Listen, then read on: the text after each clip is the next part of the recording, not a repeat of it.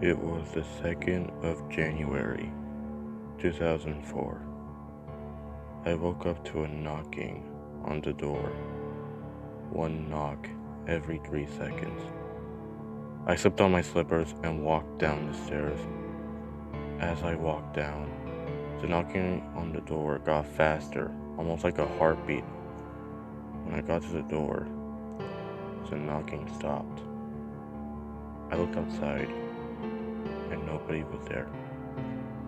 I went back up to my room and went back to bed, thinking it was just some kids playing a prank.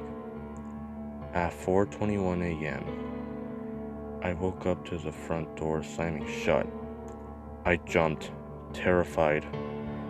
I looked over at my frosted window to find "Smile" written all over it in the frost.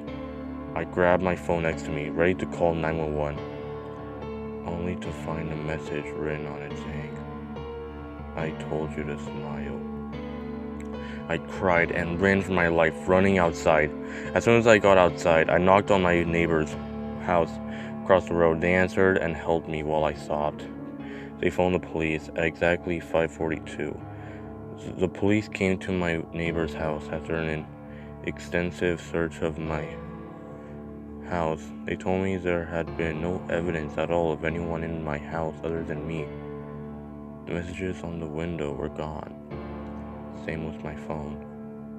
They told me to get some sleep and advised me to see the doctor about stress and anxiety problems. Fuck that. I knew what happened to me was real. The following evening, after spending the day at my neighbor's, I went home.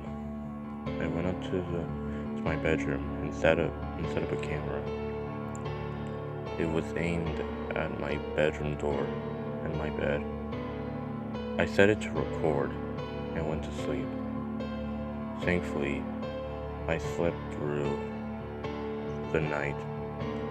However, as I watched the footage, I couldn't believe what I saw. At 3 in the morning, something crawled out from under my bed. It was a completely naked anorexic man. He stood up and looked at me on the bed. He did so for another hour, not moving at all. Then he moved. He walked over to the camera until his face took up the whole shot. He was extremely pale and had bulging veins all over his head. His eyes were completely black, with a huge smile on his face. He stared at the camera for another 2 hours, not blinking, just slightly twisting his head every now and again. After 2 hours of him staring went past, he walked back over to my bed and crawled back under. I skipped the video forward until it showed me getting up and walking over to the camera. The video finished.